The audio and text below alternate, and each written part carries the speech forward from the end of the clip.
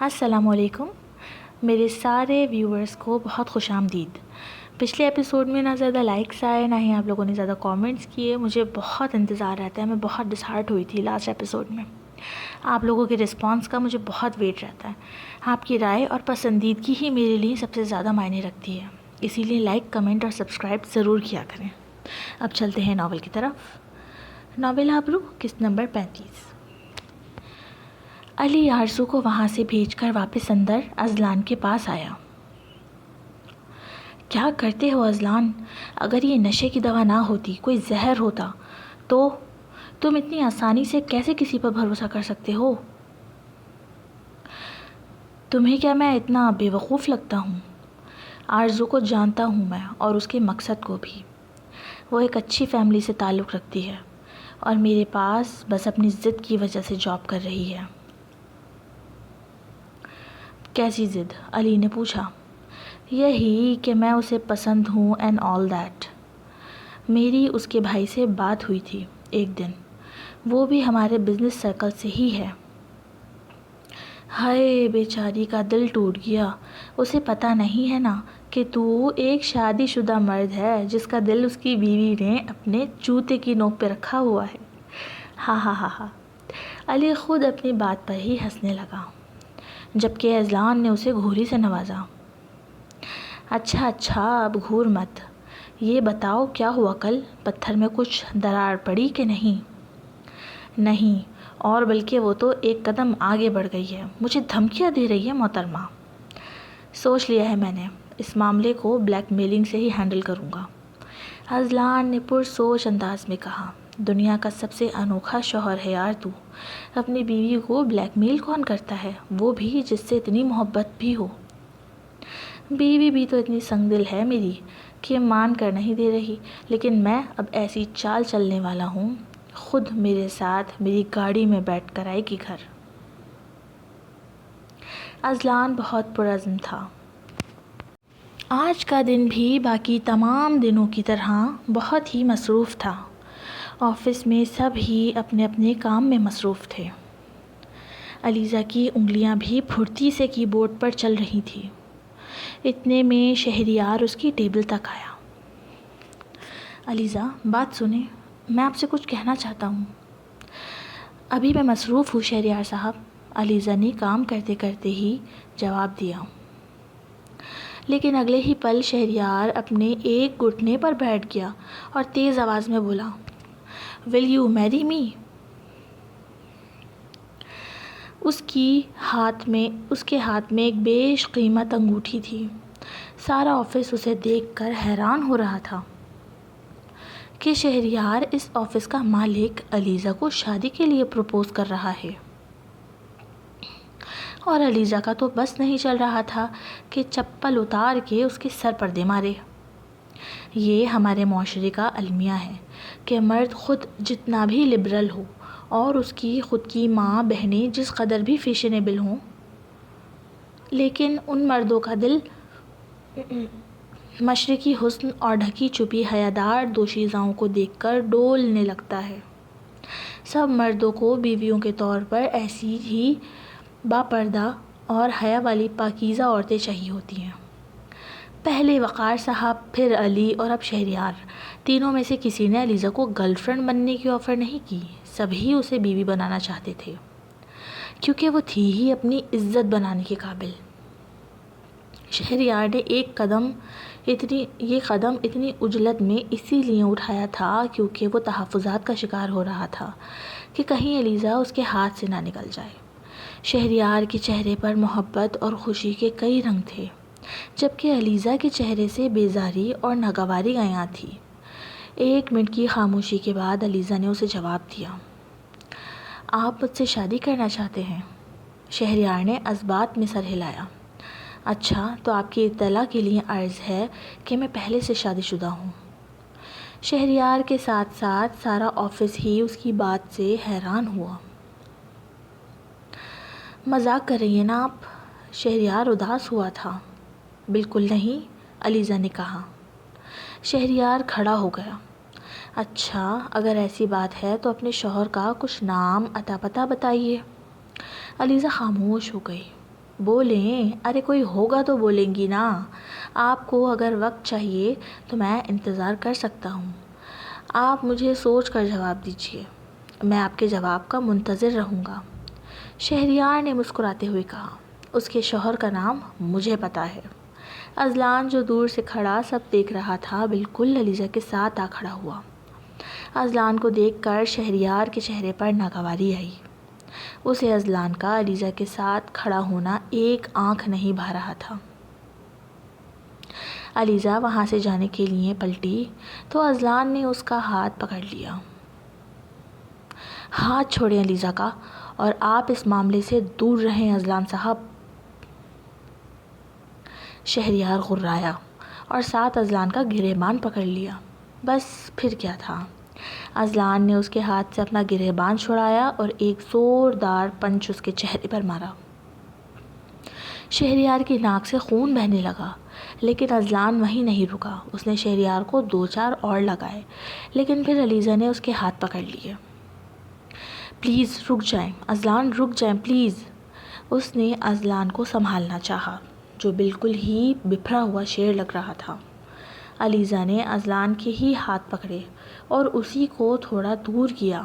اس نے شہریار کی طرف تو رخ بھی نہیں موڑا. یہ سارا آفس نوٹ کر رہا تھا جس بے تکلفی سے علیزہ نے اذلان کے ہاتھ پکڑے ہوئے تھے. اس سے سب کے سامنے ہی ان کا رشتہ عیاں ہو رہا تھا. علیزہ کیا کر رہی ہو تم؟ دور ہٹو اس آدمی سے. شہریار نے ناک سے بہتے خون کو اگنور کرتے ہوئے علیزہ کو پکارا. نام مت لینا میری بیوی کا اپنے زبان سے، نہیں تو مجھ سے برا کوئی نہیں ہوگا. اذلان کی دھاڑ نے سب کو حیران کر دیا تھا. علیزہ اذلان کی بیوی تھی. وہ اسی کی خاطر یہاں روز آتا تھا. یہ بات آج سب کو سمجھ آ گئی تھی. اذلان تنفن کرتا ہوا وہاں سے چلا گیا. علیزہ کے لیے بھی اب مزید وہاں رکنا ناممکنات میں سے ہو گیا تھا. اس نے بھی اپنا سامان اٹھایا اور کبھی نہ واپس آنے کے لیے گھر کی راہ لی. اسی دن شام کے وقت علیزہ کے گھر کا دروازہ بجا. کون ہے؟ وہ کچن سے ہاتھ جھاڑتی ہوئی دروازے تک آئی. کھولو بیٹا، ہم ہیں. علیزہ کی ہوائیاں اپنے پاپا کی آواز سن کر گل ہو گئیں. اسے اپنی سماعتوں پر یقین نہیں آیا. پھر 2-3 منٹ تک علیزہ یوں ہی جامد و ساکت کھڑی تھی کہ دوبارہ اس کی مما کی آواز آئی. علیزہ دروازہ کھولو. علیزہ نے یقین ہو جانے پر دروازہ کھول دیا کہ ہاں باہر میرے ماں باپ ہی کھڑے ہیں. شائستہ بیگم اور سلیم صاحب اندر داخل ہوئے. ان کے چہروں پر علیزہ کو دیکھ کر کوئی گلہ سا تھا. علیزہ کو پہل تو سمجھ ہی نہیں آیا کہ ان لوگوں کو میرا پتہ کیسے ملا. لیکن جب ان دونوں کے بعد اذلان بھی گھر میں داخل ہوا تو اسے سمجھ آ گیا کہ اذلان ہی انہیں یہاں لایا ہے. وہ بہت پریشان ہوئی. اسے سمجھ نہیں آ رہا تھا کہ اس کے ماں باپ کیا کیا جان چکے ہیں، کہاں تک جانتے ہیں. پانی لاؤں؟ اس نے کہا، جبکہ اذلان اس کی شکل دیکھ کر مسکرا رہا تھا جس پر 12 بجے ہوئے تھے. علیزہ بیٹا، مجھے تم سے یہ امید نہیں تھی، سلیم صاحب بولے. علیزہ کے پیروں سے تو مانو زمین ہی نکل گئی. یعنی انہیں اذلان نے سب بتا دیا؟ تم ایسا کیسے کر سکتی ہو؟ کیا ہم نے یہ تربیت کی ہے تمہاری؟ اب کی بار شائستہ بیگم بولی. علیزہ کا چہرہ ایسے ہو رہا تھا جیسے اس نے سانس لینا بھی روک دیا ہو اور وہ ابھی پھوٹ پھوٹ کر رو دے گی. مما، پاپا، میں. اس کے منہ سے بس یہی نکل سکا. بیٹا، یہ بات ہمیں تو بتائی نہیں تم نے، لیکن تم خود سوچو کہ کیا تم نے یہ صحیح حرکت کی؟ علیزہ کا چہرہ شدت ضبط سے لال انگارا ہو رہا تھا اور برسات کسی بھی وقت شروع ہو سکتی تھی. وہ ابھی وہیں کھڑے تھے جبکہ اذلان بھی اندر آ کے دروازہ بند کر چکا تھا. اگر تمہاری اپنے شوہر سے کوئی بات ہو گئی تھی تو اسے اپنے گھر کی 4 دیواری میں رہ کر ہی حل کرنا چاہیے تھا. تمہیں اندازہ بھی ہے کہ جب مجھے پتہ چلا کہ تم 2 دن سے گھر میں نہیں ہو، ناراض ہو کر اذلان کے گھر سے چلی گئی اور ہمارے گھر آنے کے بجائے اس طرح اکیلی رہ رہی ہو تو میرے دل پر کیا گزری ہوگی؟ تم سوچ سکتی ہو کیا جب مجھے پتہ چلا کہ میری جوان جہان بچی اس طرح تنہا اکیلی ہے 2 دنوں سے۔ سلیم صاحب کی آنکھوں میں آنسو تھے۔ بس علیزہ کا ضبط یہیں تک تھا۔ اس نے سلیم صاحب کے گلے کے گرد بازو پھیلائے اور ان کی گردن میں چہرہ چھپا کر پھوٹ پھوٹ کر رونے لگی۔ پاپا پاپا، وہ بری طرح کرلا رہی تھی۔ اس کا تڑپ تڑپ کر رونا ایسا تھا کہ شائستہ بیگم اور سلیم صاحب کی تو شدید پریشانی میں مبتلا ہو گئے اور اذلان کی طرف دیکھنے لگے کہ ایسی بھی کیا بات ہو گئی ہے جو یہ یوں رو رہی ہے۔ ان کی نظروں میں سوال تھا۔ اسے یوں روتا تڑپتا دیکھ اذلان کے دل پر گھونسے پڑ رہے تھے۔ وہ اسی کی وجہ سے اس طرح رو رہی تھی جس طرح پچھلے 1 سال میں کبھی نہیں روئی۔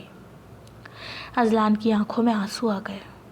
وہ آج اپنی ہر حرکت پر نادم تھا جو پچھلے 1 سال سے وہ اکیلے سہ رہی تھی۔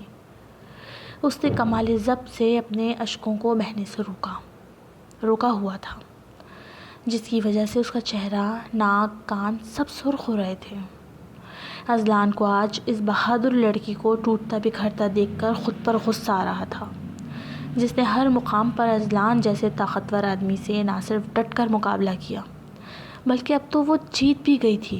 اس نے اذلان جیسے پتھر دل آدمی کی دنیا کو بدل کے رکھ دیا تھا۔ جو شخص اپنے ماں باپ کے مرنے پر نہ رویا، وہ اس کی یاد میں نہ جانے کتنا رویا تھا۔ لیکن آج اذلان کو اس باہر سے مضبوط دکھنے والی لڑکی کی تکلیف اور غم کا احساس ہوا۔ وہ اندر سے بالکل ٹوٹ چکی تھی۔ یہی وجہ تھی کہ اذلان کی 1000 کوششوں کے بعد بھی اب اس کا دل اذلان کے ساتھ رہنے یا کوئی بھی رشتہ رکھنے پر راضی نہیں تھا۔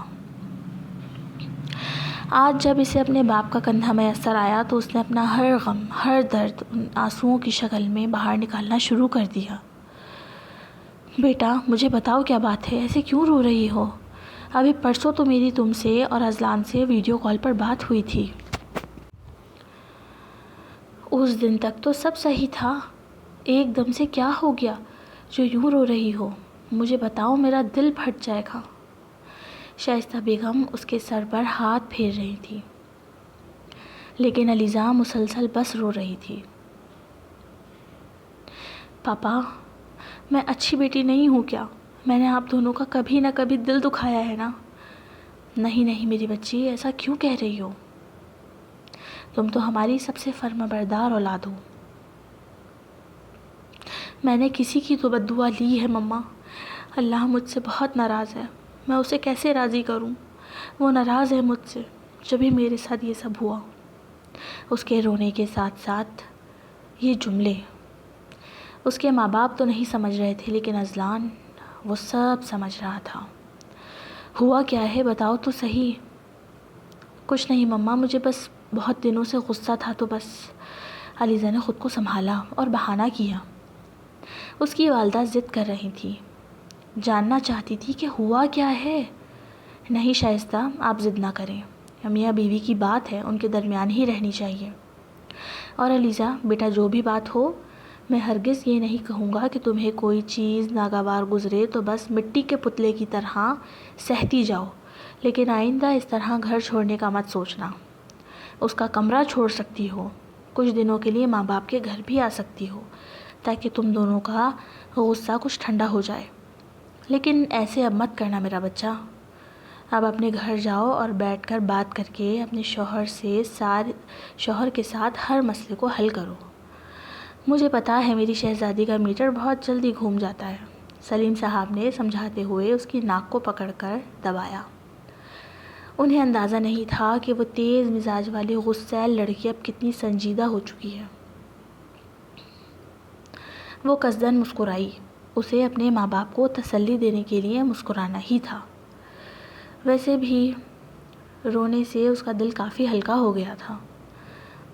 دیکھو ذرا، تمہارا شوہر بھی تمہیں ایسے روتا دیکھ کر کتنا پریشان ہو رہا ہے۔ دونوں نے اذلان کی آنکھوں کی نمی کو بخوبی بھانپ لیا تھا، لیکن علیزہ نے اس کی طرف نگاہ تک نہ اٹھائی۔ چلو اب اٹھو اور جاؤ اپنے شوہر کے ساتھ اپنے گھر۔ علیزہ آنسو پوچھتی ہوئی کھڑی ہو گئی۔ ویسے اتنی اچھی خوشبو آ رہی ہے، کیا پکا رہی ہے میری بکری؟ سلیم صاحب علیزہ کو پیار سے کبھی علیزے تو کبھی بکری کہا کرتے تھے۔ مٹن کڑھائی بنائی ہے پاپا، کھائیں گے آپ؟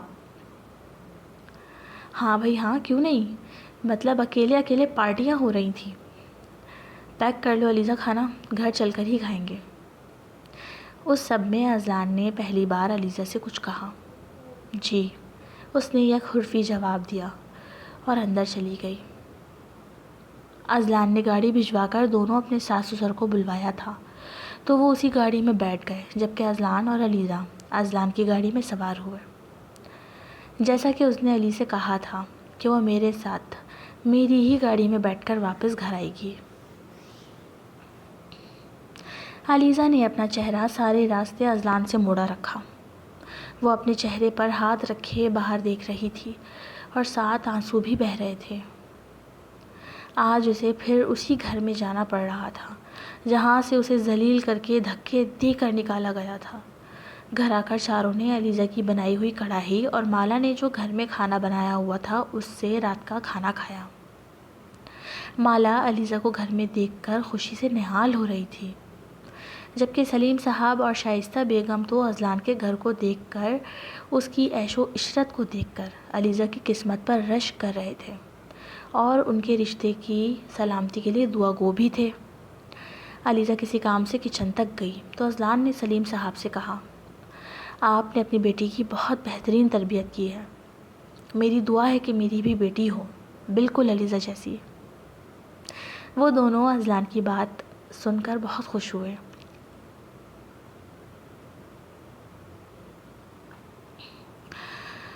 چلو خیال رکھنا اپنا، ٹھیک ہے؟ سلیم صاحب نے باری باری علیزہ اذلان کا ماتھا چوما۔ اور علیزہ بیٹے اب لڑائی نہیں کرنی ہے، صلح صفائی کرو، آئمہ کی شادی اب قریب ہی ہے۔ جی جی پاپا، اب بے فکر ہو جائیے، آپ کو اب شکایت کا موقع نہیں دوں گی۔ علیزہ نے انہیں یقین دلایا۔ اذلان نے اچھے میزبان کی طرح اپنی ہی گاڑی میں ڈرائیور کے ساتھ دونوں کو رخصت کیا۔ علیزہ بالکل اذلان کے ساتھ ہی اس کے پہلو میں کھڑی تھی۔ یہاں گاڑی باہر نکلی ہے، یہاں وہ پلٹ کر تیزی سے قدم اٹھاتی گیسٹ ہاؤس کی طرف بڑھ گئی۔ اذلان اس کی جاتی پشت دیکھ رہا تھا۔ آج شاید سکون کی نیند آنی تھی، کیونکہ اس کا پلان کامیاب ہو چکا تھا۔ علیزہ اب اس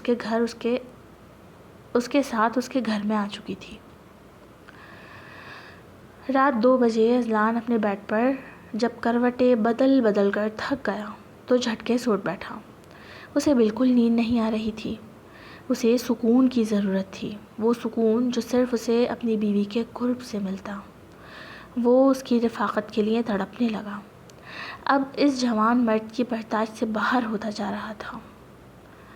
وہ اپنے کمرے سے نکلا اور اس کے قدم بے ساختہ ہی گیسٹ روم کی طرف اٹھنے لگے۔ اسے آج اپنی یہ تشنگی مٹانی ہی تھی۔ کمرے کا دروازہ آہستگی سے کھولا، وہ بستر پہ لیٹی سو رہی تھی۔ اس نے اندر آ کے دروازہ بند کیا۔ To be continue AW Urdu novels, don't copy my novel, and guys like subscribe اور شیئر ضرور کر دیا کریں۔ کمنٹ کا میں بہت ویٹ کرتی ہوں، اپنے کمنٹ سے اپنی موجودگی کا اظہار کیجیے اور پھر ملتے ہیں انشاءاللہ نیکسٹ ایپیسوڈ میں۔ بہت شکریہ، اللہ حافظ۔